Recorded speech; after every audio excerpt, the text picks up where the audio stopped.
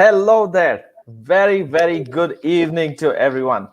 I'm Shrikant Acharya. I'm the CEO at offineeds.com, and I want to welcome you to the 15th episode of Employee Engagement Live. So, what is really Employee Engagement Live?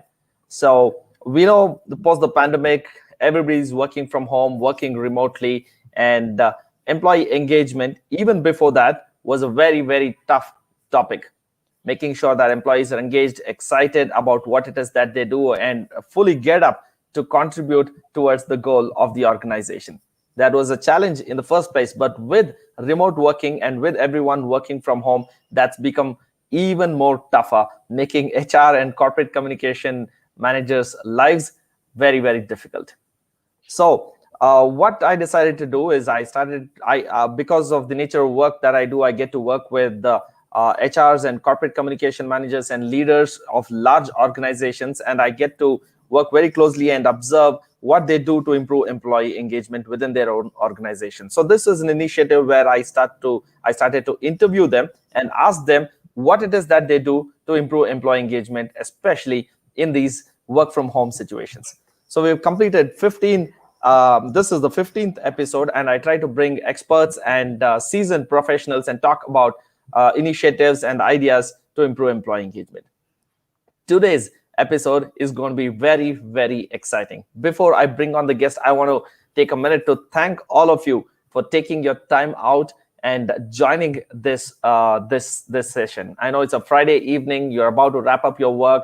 There's probably a dozen other things that you could be doing, but the fact that you've taken your time out and you're coming here to listen to me and to the guest means a lot, and I'm going to do my best to make sure it's great value for your time. So today we have a very, very interesting personality. I've known Ramesh for, I think, close to 15 or maybe 20 years now.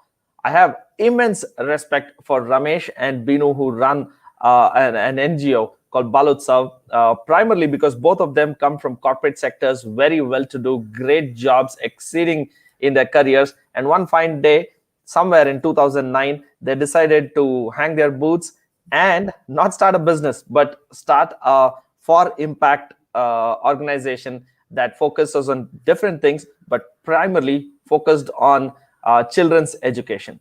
So Ramesh has worked with multiple organizations, AOL being one of the most significant ones. And after 2009, he's been a part of multiple NGOs and different kind of activities which impact the society that we live in. Without any further ado, let me welcome Ramesh Balasundaram. Ramesh, welcome to Employee Engagement Live. Thank you, Shrikant, for having me over. Awesome. So let me ask the first question that I ask everyone on this show, Ramesh. Ramesh, what, according to you, is employee engagement? Thank you. Excited to be part of the 15th episode of Employee Engagement and to share some of the learnings we've had over the last 12 years with you, Shrikant. Employee engagement really is about being fully included as a member of the team, right? Focused on clear goals, being trusted, being empowered, receiving regular and constructive communication and feedback, supported in developing new skills, and most importantly, being recognized for achievement. Yeah, absolutely spot on. I think you nailed all the aspects that's there. But I think today's conversation is going to really revolve around CSR and how CSR can help improve employee engagement. Before we get there, let me once again remind the audience here. Once again, thank you so much for coming in. And if you have anything to say, if nothing, just say a hi and cheer us up right there in the comment box. And when you have questions, you can type those questions. I'm going to try to point those questions to Ramesh towards the end of this show. So with that, Ramesh, tell us a little bit about CSR. All of us know is corporate social responsibility, but tell us a little bit more about why they do it and what's the impact and what are the kind of projects that they're doing.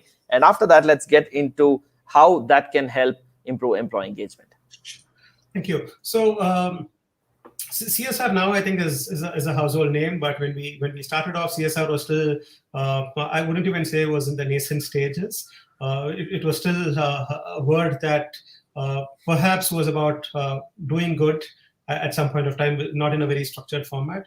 It was extremely interesting for India to have taken up this role to actually make CSR in a very structured format. We were amongst the first countries, or we were the first country to go out and mandate corporate social responsibility, right? That has had exceedingly far ramifications. It's changed the way philanthropy was done. It's changed the way corporates participate in social good and for-purpose organizations, and it has also sown the seeds for a lot of employees in these organizations to be engaged and to play a very constructive role in being able to bring India Inc. and some of the problems that India faces together in a common platform to take problem solving in a structured fashion. Yeah, perfect. So what are kind of projects that organizations are doing as a part of CSR? So we've had a variety of ways in which we've engaged. We work with about 60 companies as a part of their CSR engagement.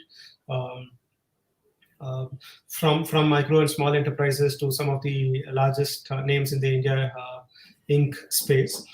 We've seen each of them take a different path to be able to get this on.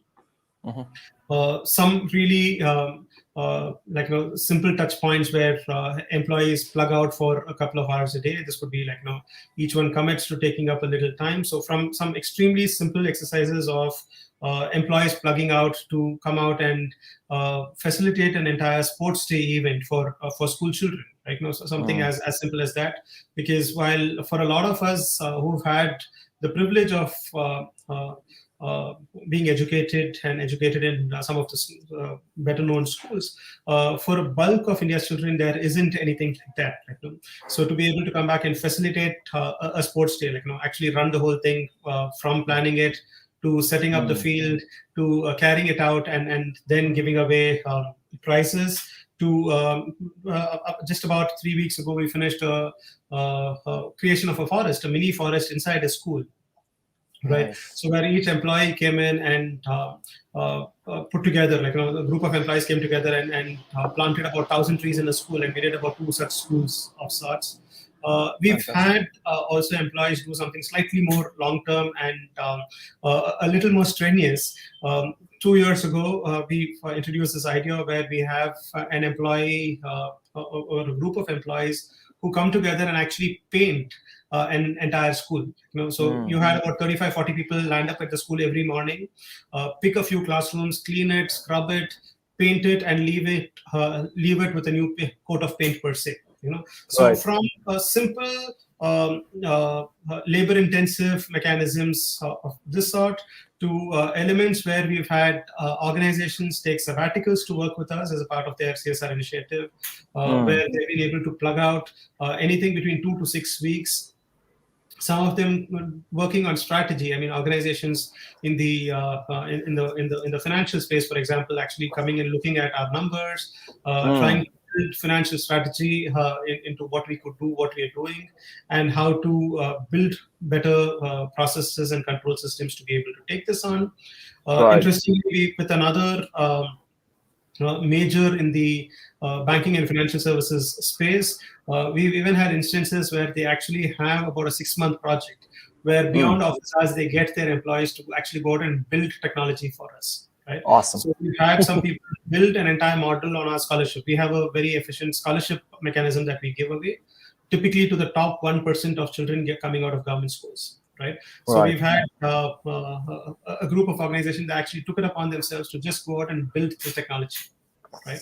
Awesome. So it works like a typical ticket booking service in a theater, but a child can pick up or make a choice of which schools they are aspired to get into, and choose a location that's closest to their home, and then go out and perhaps get admitted based on certain conditions and study in a school which is absolutely aspirational for free at no cost. Right. So we see a variety of all of this, with some companies even getting to a point of saying for every hour each employee volunteers, they go out and a matching amount, a certain amount of dollars that they will pledge for every Right. volunteer are committed and deliver on ground. Right.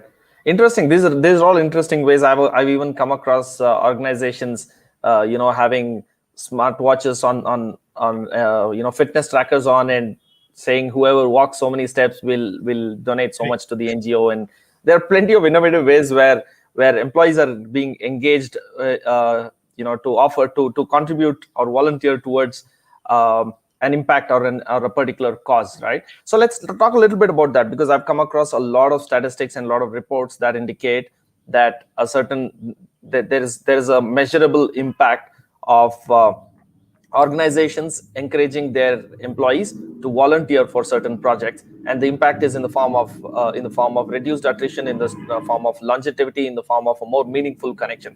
So what's your take, or what's your observation in that space? What impact have you seen when employees become a part of the organization's CSR, and it's not just a strategy and somebody at the top doing something, right? So, Shrikant, I think this is a fabulous coming together of the corporates, and this is a classic example of public-private partnership, really, right? We have instances of people coming together in an organization, so they already share a certain culture, they share a certain ethos in what they do and what they don't, and Right. to be able to then pick up structured work, right? So there is just so much that needs to be done, and for organizations to be able to facilitate that, like, throw a skeletal around and say, hey, these are organizations that are vetted, we work with, and then be able to make it available to the employees for them to make structured and focused commitments in terms of this is huge, number one. So this also gives rise to what I would typically call a win-win-win model. Right now, for the employees, it's about appreciating what they already have, for them to be able to take a sneak peek of what's possibly out there that they haven't seen as yet, and Right. also to be able to understand and appreciate the existing systems that already are there and contribute in a much larger fashion to take this on. To the companies itself, it's about sowing social good into the minds of people. It's about ensuring that they understand and appreciate the role that the company and the money that they spend, and the difference that it can bring about on ground, and also be able to get to see, for their employees to get to see firsthand the impact that the business is making in terms of social good and in terms of long-term and sustainable interventions. Right now, for the community, for the NGOs, I think it's a fabulous way to be able to receive some of the support, right? To be able to see some of the work happen on ground, for them to be able to go out and establish these partnerships, to be able to bring about change on the ground, both in terms of resources, in terms of people, and in terms of bringing in long-term commitment.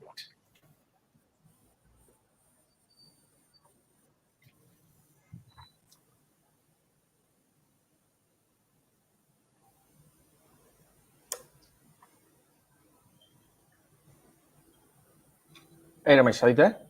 I think I lost you for a second there. Yes, I can. Okay. Can you hear Okay. me now? Yes, I can hear you. Please continue, Ramesh. Right. Yeah. So like I said, it's an absolute coming together of a win-win for the employees, for the corporates, and for the NGO itself. Absolutely. Because I cannot imagine or see another place where the three can actually come together, blend in, and result in long-term sustainable interventions. Right. Yeah. Absolutely. It can completely catapult them into a new journey altogether. Yeah, absolutely. We as an organization, we are a relatively small organization, and on a few occasions, one at a certain frequency, we try to, we have done different initiatives, but one of the most moving experiences that we had is we took our entire organization to a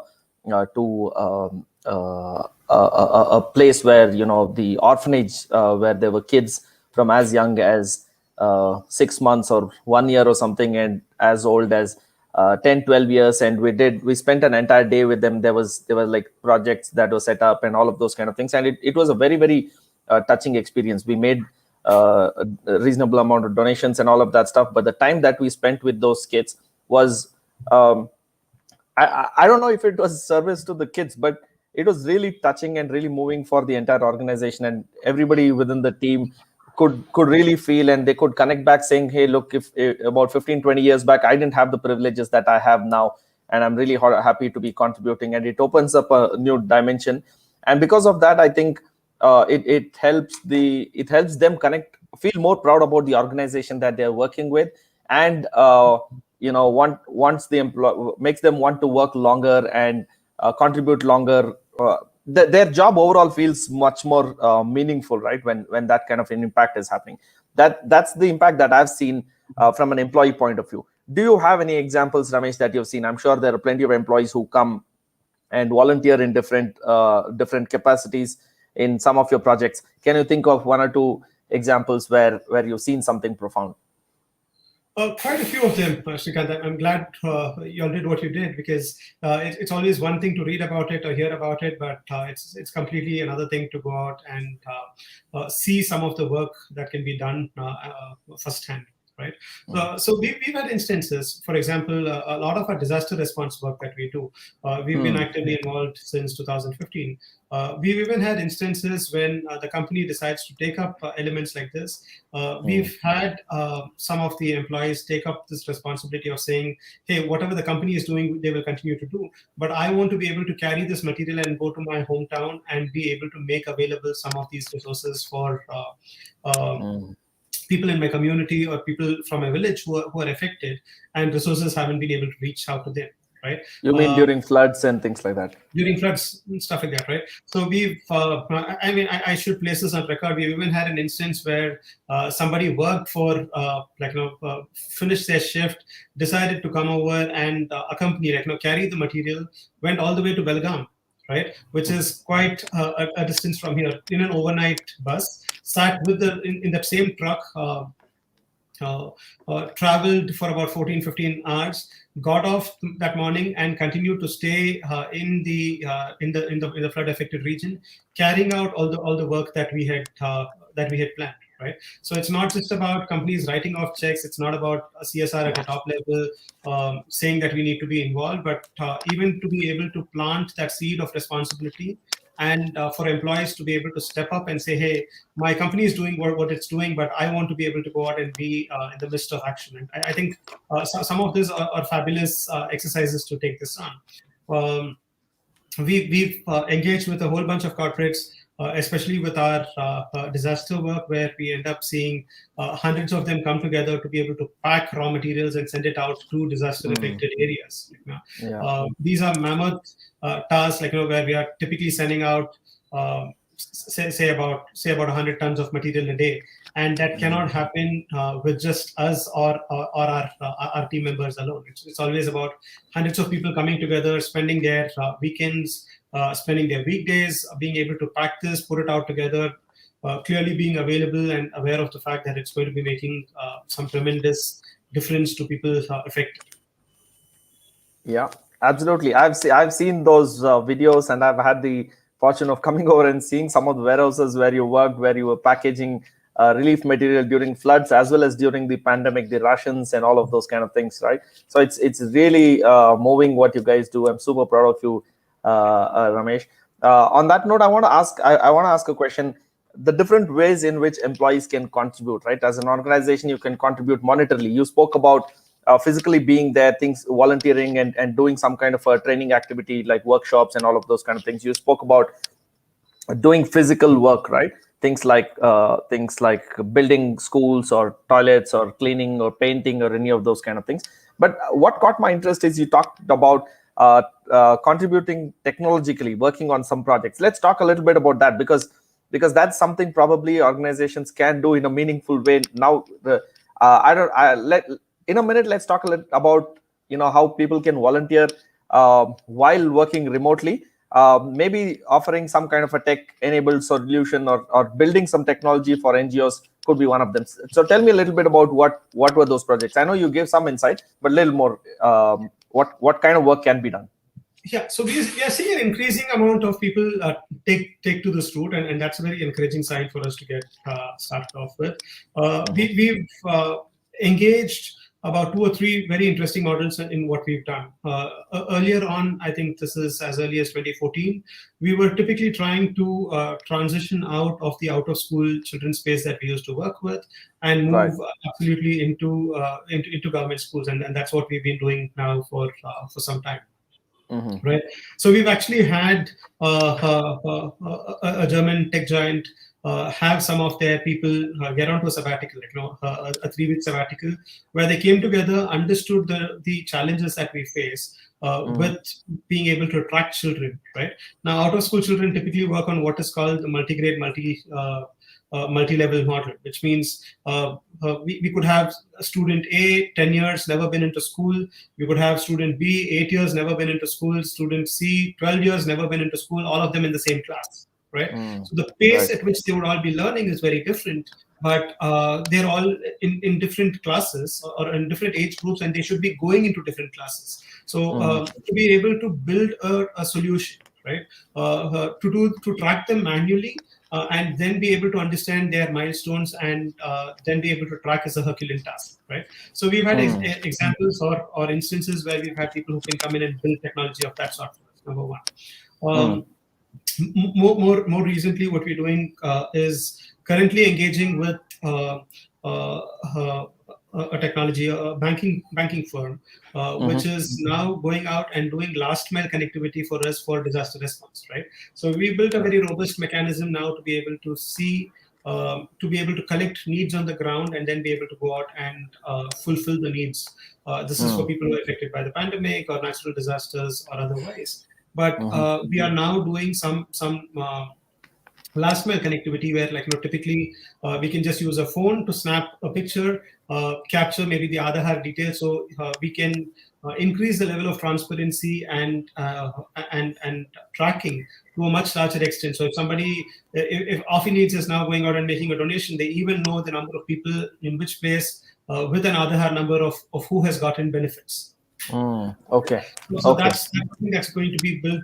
That's getting built as we speak for about over a 6-month window, right? So we're seeing a variety of exercises, and the only thing that we need is if there is a commitment and we are able to engage on the purpose, right? So whether it's a 2-week stint of 2 or 3 members doing this, or a 40-member, 50-member team working on a 6-month project, I mean, we can identify ways on which this can happen, and for a lot of them who've just been building technology, maybe to get certain businesses to run faster, or to look at other elements, end up feeling extremely satisfied, end up feeling extremely engaged in being able to build some of these solutions which make phenomenal differences on the ground. Right. Awesome. Fantastic. I completely hear what you're saying. You also talked about some people who are taking sabbaticals. So I want to understand a little bit about this, right? So are companies encouraging their employees to take sabbaticals, or employees are doing it on their own? Tell me a little bit about this. So it's an interesting space. There is still a lot of sabbatical models that are evolving. There have been certain companies that have almost kind of mastered this now, having done this for about 4 or 5 years. But this is setting up a very new template now, because until not long ago, sabbatical always meant, or at least when I gave up my corporate job to move into this, it always meant that you had to stop what you were doing, make a switch into this, and try this. And if it doesn't work, you had to go back, right? Social sabbatical sets a very interesting tone, because you continue to do exactly what you're doing, and the company is able to offset anything between a few weeks to a few months for people to be able to plug out, to go out and contribute meaningfully, and if they still want to go out and take a plunge into the sector, that they are available to do this, right? So to be precise, SAP, for example, has even a dedicated global team that only does social sabbaticals. Right. Okay. So we've got companies like this which have been in the space for some time now. We've engaged with the SAP team ever since the first time they've had a social sabbatical. But we also are now seeing this increasingly as a template where more and more people are willing to come in and try and see how they can get their employees to take this on. Right.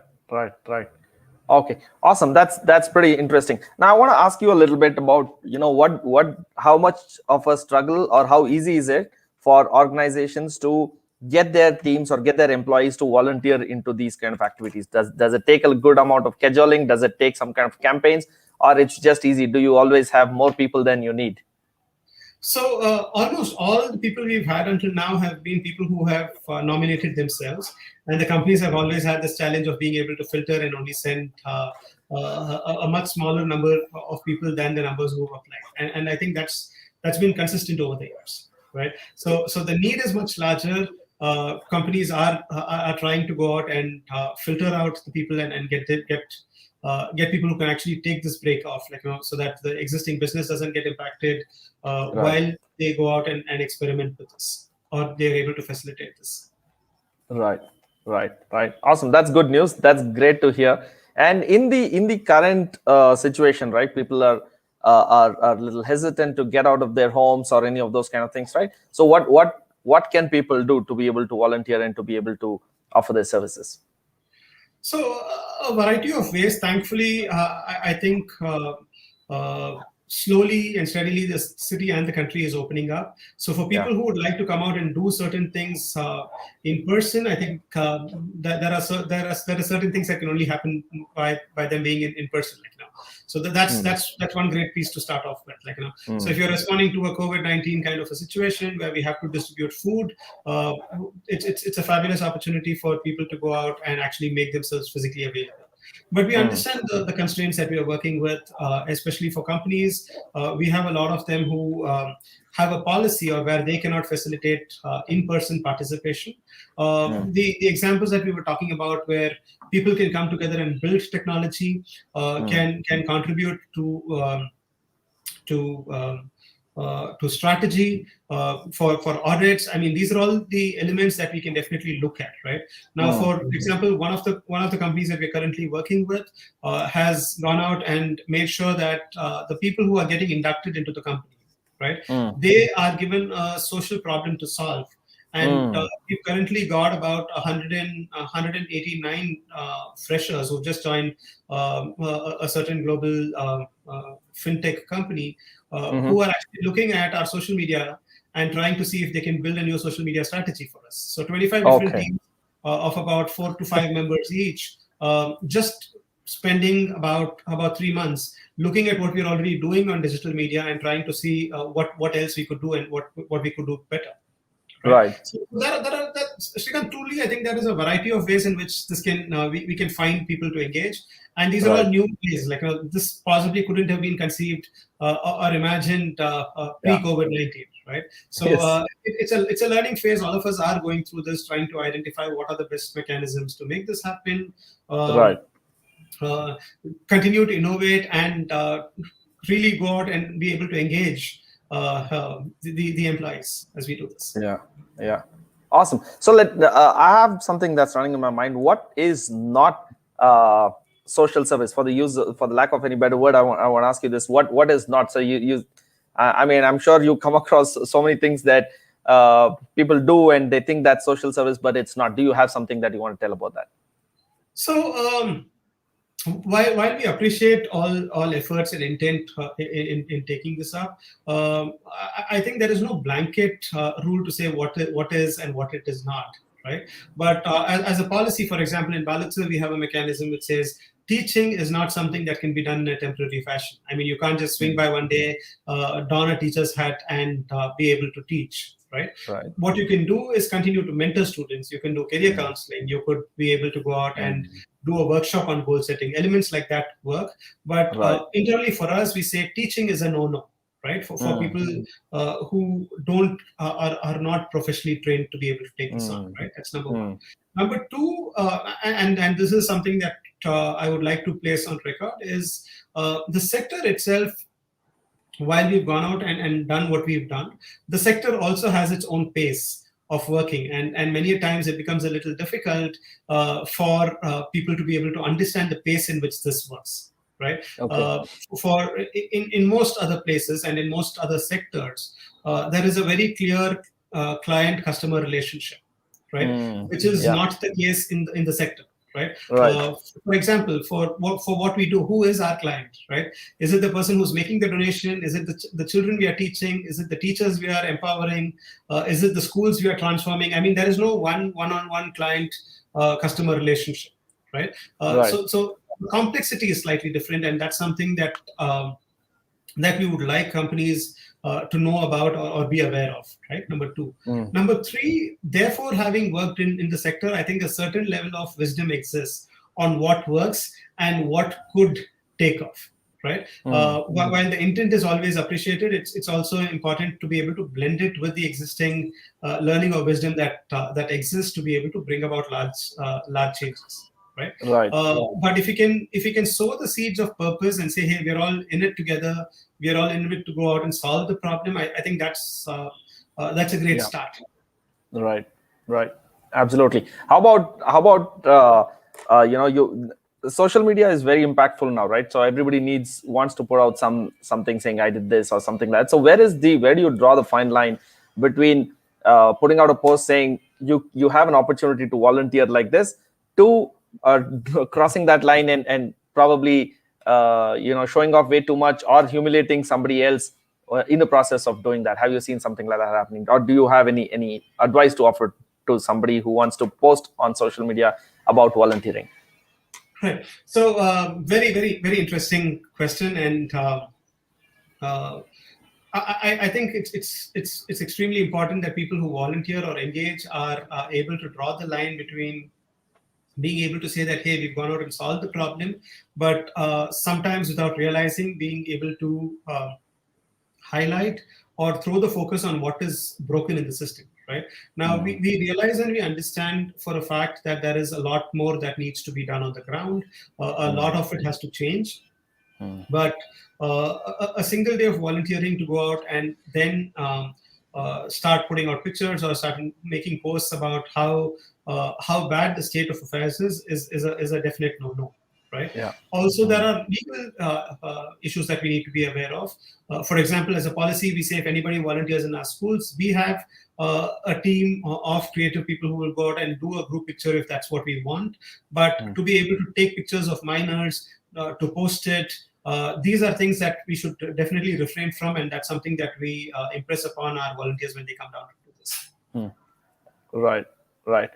All right. Perfect. So let's say an organization wants to put like a framework in place, saying, "Hey, this is what we want to do. We have a small team. Let's take an example of a small team with 50 to 500 employees or something, and they haven't done."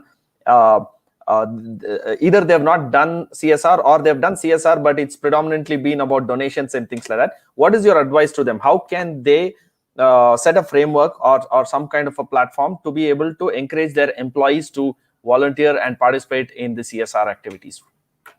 Sure. So I think it's always a good start to be able to draw up a strategy for the organization itself of what areas they would like to focus on, right? For somebody who's never done this before, I think that's a good starting point, right? So are we going to be focusing on education? Are we working on disability? Are we working on environment? I mean, identify a focus area to begin with, number one. Right. Number two, to be able to commit some time to be able to facilitate this so that we are able to see this through. And three, if you've not yet identified a partner to work with, reach out to us and we'll have someone from the engagement team get in touch with the organization and be able to facilitate or structure out a possible engagement mechanism. Right? So this, if you know what the cause is, if you know what kind of time is being committed, we can definitely go out and co-create an engagement program. Awesome. Sounds good. So let's take some questions that we have from some of the audience here. We have an interesting question here. We have from Maria, who says, does CSR have better future in job opportunity as a completely new category? Is it something in that segment? Is it going to be to an extent that somebody says, I want to build my career there? Is there an opportunity that's there? Or is it only pure voluntary? Thanks, Maria, for the question. I think CSR is evolving, and CSR is evolving faster than we could imagine this to be. What it has brought about is a very good amalgamation of being able to blend purpose, profit, and money together. right?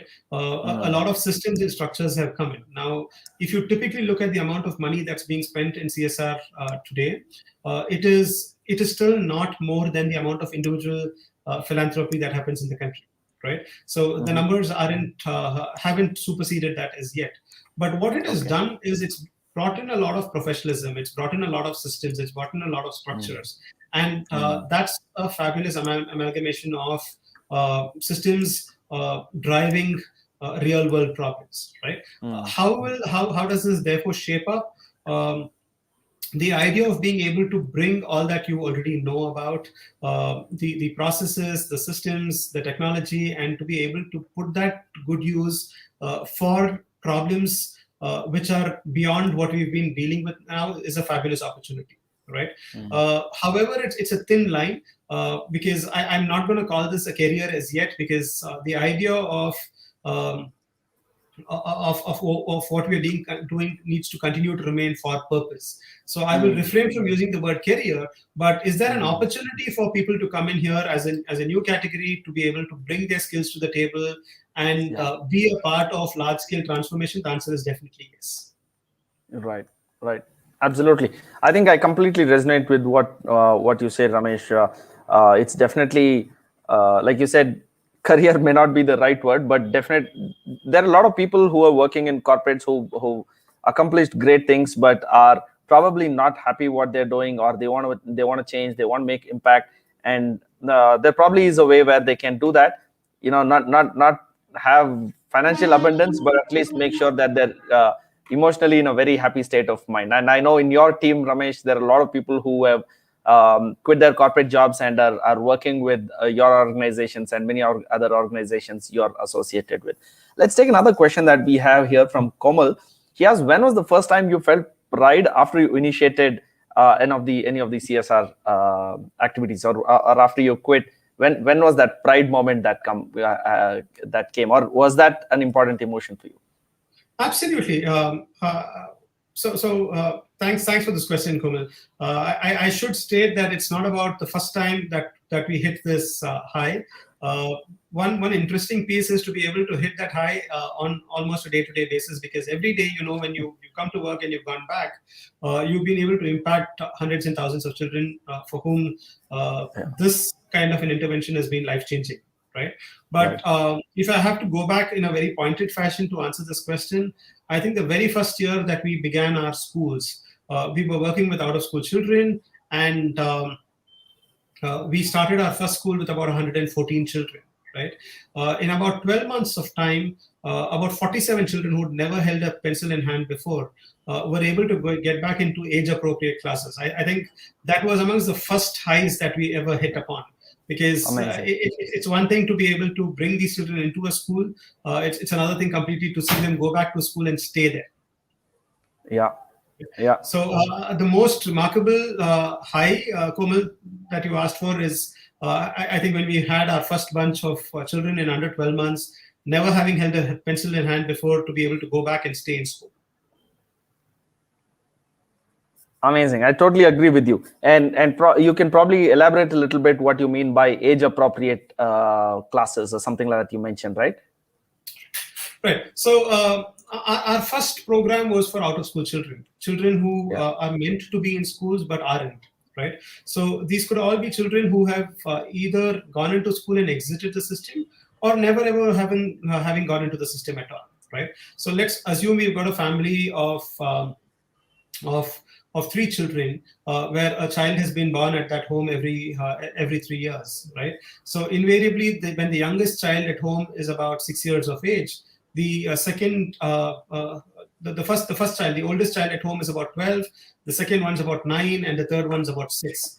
Invariably, the child who is 6 years of age gets into school, stays in school, and has a system that allows them to thrive in that environment. What happens to a child who's 9 and 12 years of age? What's the possibility of them getting into school, number one? 2, what's the possibility of them staying in that school, right? Because to be able to sit with your sibling who is at least 3 years or 6 years younger is not the most desirable thing to do, number one. Number 2, even if they sit there, for them to be able to sit through 10 years of schooling to be able to get to the same state is an uphill task. Number two, Yeah. and number three, are they more job ready at 22 when they get out of a class 10 is Yeah. questionable, right? So the idea of the out of school programs was purely to be able to go out and get into a multi-grade, multi-level model, so that a 6-year-old child who's never been into school in 2 years of time, that's by the age of 8, can get into a class 3, right? A 10-year-old who's never been into school before, in 2 years time, should be taught enough to go in and get into a class 6 at the age of 12, right? So it's about having an age, a classroom, and to be able to give them lateral entry into school. Right. Right. So the Right. 47 children that I'm talking about are people who got lateral entry into schools and stayed there. Thank you. Awesome. That is phenomenal. I remember having that conversation with you where you created a new kind of curriculum that could help. I remember you saying, why does it matter whether you say A, B, C, D, E, or E, as long as you're able to know how to use them in the right context. I think it's amazing what you guys are doing, and the approach is really to be able to solve big problems at scale. So Ramesh, if I'm sure there are a lot of companies here and HRs and CSR executives from these organizations who are watching this, if they have to get in touch with you, or if they want their organizations, or maybe even individuals who are watching this, how can they contribute? What action can they take right now? So what they can do immediately is to connect with Bal Utsav on each of the social media platforms. We are extremely active on Facebook, on Instagram, on LinkedIn, on Twitter. One is to be able to go out and connect immediately. Number two is to be able to put a finger on whether they would like to contribute in terms of time, in terms of money, in terms of mind space. And once that's arrived at, for anybody who wants to go out and contribute in terms of mind space, we have an engagement team that will work with them to be able to co-create how we could utilize them as an individual or as an organization and work together. For anybody who would like to go out and make a contribution, we've got both an option for people to contribute individually once as a one-time exercise. We've also got a very successful program that runs a monthly giving model where people who want to do continued and sustained investments can sign up, and we have an e-mandate where we will be able to go out and put 100% of what the money that's being put in on the ground to be able to further the cause of education itself. Right. Lastly, if there's anything else, I'm also available on social media. We are available on balutsav.ngo, our website. Please connect with us. Happy to engage and take longer strides together. There's so much that needs to be done, and it can only be done by uniting and supplementing existing efforts. Yeah, absolutely. One last question, Ramesh. If anybody who's watching here, I know Bal Utsav is in the space of predominantly educating children, right? But let's say they want some consultancy or some help from you in sectors that your organization is not directly working on. Can they reach out to you? Yes, I think we spent some time in the sector, Shrikant, and while children in education, which is predominantly about 65% of both in terms of strategy, in terms of allocation, and in terms of spends, while the spends is on children in education, I think the learnings we've had in the sector over the last 12 plus years, I'm happy to share some of those learnings and be able to co-create new partners and new partnerships for organizations that would like to explore areas beyond this, for sure. Fantastic. Thank you so much for your time, Ramesh. We've come to the end of this episode. I really appreciate you taking your time off. And I once again want to thank all the audience on a Friday evening. You're coming here and listening to us talk about impact that we can make to the society. That really means a lot to us. And it really means that we can continue to stay optimistic that when the need is there, citizens will step forward. With that said, thank you so much, Ramesh, for your time. I had a great time. I hope you enjoyed this session too. Absolutely, Shrikant. Thank you so much for having me over. Happy to have been part of the 15th episode, and I'm looking forward to ringing in the 100th episode, maybe to sneak peek and have a little chat by then. Thanks again for having me. Thank you. Have a fantastic weekend. Bye-bye, everyone.